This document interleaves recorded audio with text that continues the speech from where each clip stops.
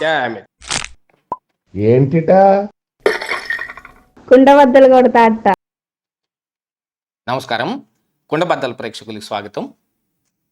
రోడ్లో తలబెట్టిన సందంగా సజ్జల రామకృష్ణారెడ్డి పరిస్థితి తయారై కూర్చుంది.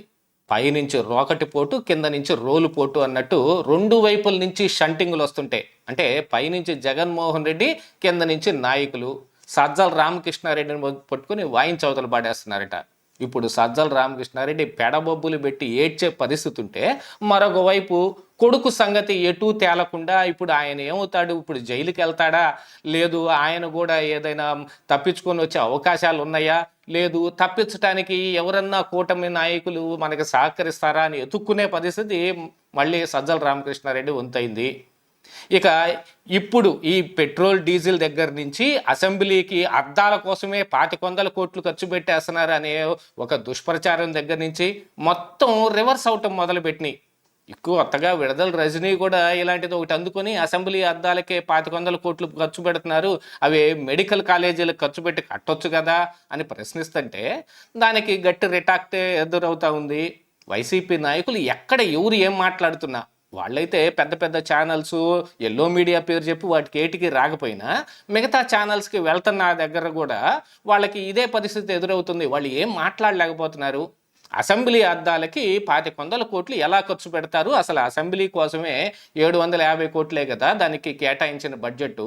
కాకపోతే మరి పయ్యావుల కేసు ఇచ్చిన ఒక ప్రెస్ మీట్లో ఈ 2,500 కోట్ల గురించి ఏమిటి అని అంటే, అవి కేవలం అద్దాలు కిటికీలకు పెట్టే వీటి కోసమే కాదు, ఎలివేషన్ కోసము, దాంతోపాటుగా ఎల్ఈడి ప్యానల్స్, ఫోటో ప్యానల్స్, వీటన్నిటికీ కొత్త ఐకానిక్ టైప్లో బిల్డింగ్లు కడుతున్నారు కాబట్టి వాటికి ఎలివేషన్కి అయ్యే ఖర్చు అది కేవలం అసెంబ్లీ ఒకటే కాదు, దాదాపుగా చాలా రకాల బిల్డింగులకి కలిపి ఇచ్చిన ఒక కొటేషన్ అది.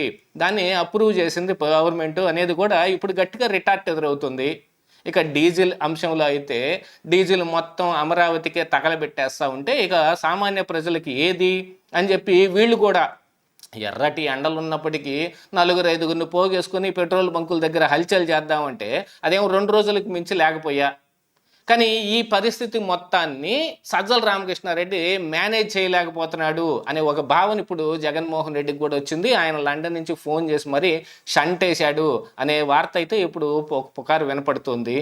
దీంతో పాటుగా కింద నుంచి నాయకులు కూడా అప్పుడెప్పుడో మావిగన్ మొదలుపెట్టిన దగ్గర నుంచి సజ్జల రామకృష్ణారెడ్డికి గట్టిగా వాయింపుడే పడతా ఉంది. కింద ఉమ్మడి కృష్ణా గుంటూరు జిల్లాలో ఉన్న నాయకులందరూ జగన్మోహన్ రెడ్డితో మాకు ఈ మీటింగ్ ఏర్పాటు చేయి, మేము ఆయనతో మాట్లాడాలి అని అంటే ఇంతవరకు జగన్మోహన్ రెడ్డి దానికి అంగీకరించలేదు. మనం ఏదైనా ఒకటి చెప్పటమే తప్ప వాళ్ళు చెప్పేది మనం వినాల్సిన అవసరం లేదని ఖరాఖండిగా చెప్పాడనే విషయం మళ్ళీ కింద నాయకులకు చెబుతున్నా, మరి మీరుండి ఎందుకు అనే ఒక ప్రశ్న ఇప్పుడు మళ్ళీ సజ్జల రామకృష్ణారెడ్డికి ఎదురవుతుంది. ఇక సజ్జల భార్గవ్ రెడ్డి పరిస్థితి అయితే సోషల్ మీడియాలో పెట్టిన ఈ అనుచితమైన పోస్టులు కావచ్చు, దాని మీద మరి అక్కడక్కడ ఉన్న పోలీస్ స్టేషన్లన్నీ విచారణ కోసమే తిరగాల్సిన పరిస్థితి వస్తే ఇంకొక వైపున మరి సన్ స్ట్రోక్ తగిలినట్టయింది. ఎస్యుఎన్ సన్ స్ట్రోక్ తగిలితే 2 రోజుల్లో ఎలాగున్నా తప్పించుకోవచ్చు, కానీ ఇది ఎస్ఓఎన్ సన్ స్ట్రోక్ కదా. ఈ సన్ ఇచ్చిన స్ట్రోక్ పెద్దగా ఉంది. ఎందుకంటే ఆయన జైలుకి వెళ్తే ఈయనకి అవమానం.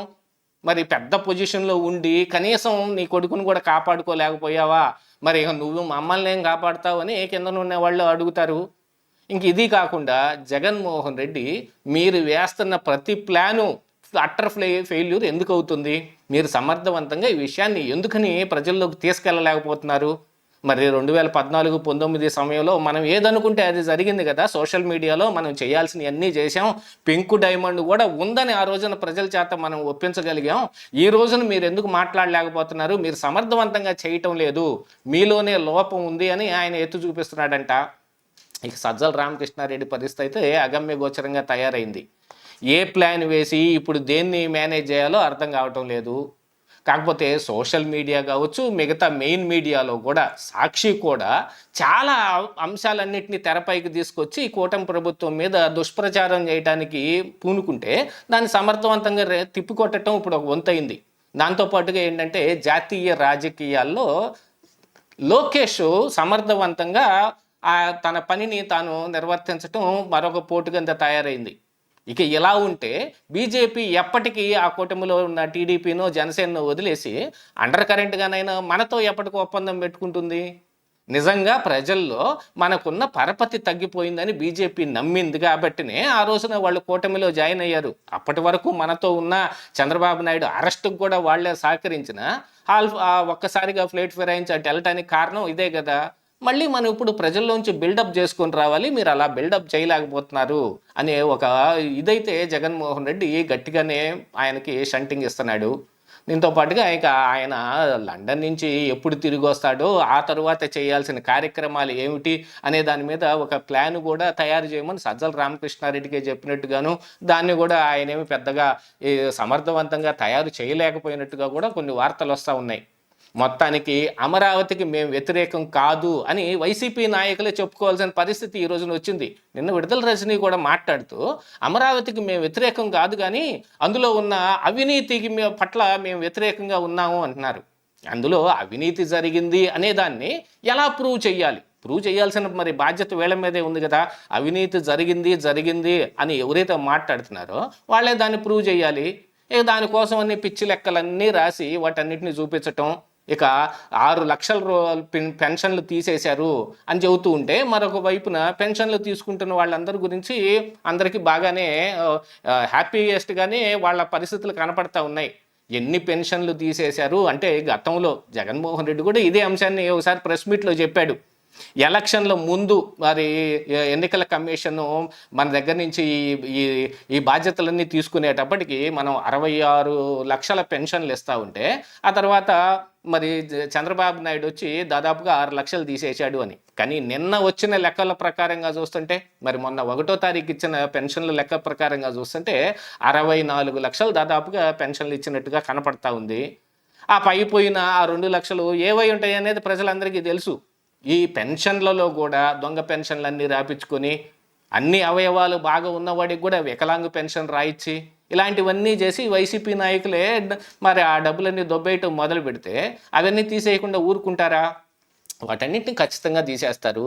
అయినప్పటికీ వైసీపీ వాళ్ళ పెన్షన్లే పోతాయి అంటే దాదాపుగా 30 లక్షలు పోవాల్సిన అవసరం ఉంది. కాకపోతే వాళ్ళు చేస్తున్న ప్రచారం ఒకటైతే కొంచెం నిజంగానే కనపడుతుంది, కూటమి అధికారంలోకి వచ్చిన తర్వాత ఇంతవరకు ఒక పెన్షన్ కూడా ఇవ్వలేదు అనేది. ఆ విషయం కూడా ఇప్పుడు మరి పెన్షన్లు ఇచ్చేదానికి కొత్తవి కూడా ఇవ్వటానికి ఇప్పుడు కూటమి ప్రభుత్వం కూడా ఉపక్రమించినట్టుగా కూడా కనపడుతుంది. ఇక దీంతో పాటుగా మీరు సూపర్ 6 అన్నారు, ఆ సూపర్ 6 మొత్తం మాయమైపోయింది, ఏన్ని పూర్తి చేయలేదు మీరు అని ప్రచారం చేసుకుంటూ వచ్చిన వాళ్ళందరూ ఈ రోజున ఆ సూపర్ 6 గురించి మాట్లాడే అవకాశం లేకుండా పోయింది. ఇక అందులో ఉన్న వాటన్నిటిని ఏవైతే ఉన్నాయో వాటన్నిటిని ఇప్పుడు లిస్ట్ వేసి ఇంతకుముందు చెప్పినట్టుగా వీళ్ళు చెప్పలేని పరిస్థితి వచ్చిందట. దీని అంతటితోటి సజ్జల రామకృష్ణారెడ్డి ఏదైనా మంచి ప్లాన్ తయారు చేసి మాకిస్తే మేము గట్టిగా ప్రజల్లోకి వెళ్తాం, 29లో గెలవటానికి మేము విపరీతంగా కృషి చేస్తాం అని వీళ్ళు అనటం మొదలుపెట్టారు. ఇక అటు ఇటు 2 వైపులా వాయించినట్టు, మధ్యలో వాయించినట్టు సజ్జల రామకృష్ణారెడ్డిని వాయిస్తుంటే ఏమీ చేయలేని అగమ్య గోచర పరిస్థితిలో పెడబబ్బులు పెడతా ఉన్నాడు సజ్జల రామకృష్ణారెడ్డి. ఇదే ఈరోజు కుండబద్దలు.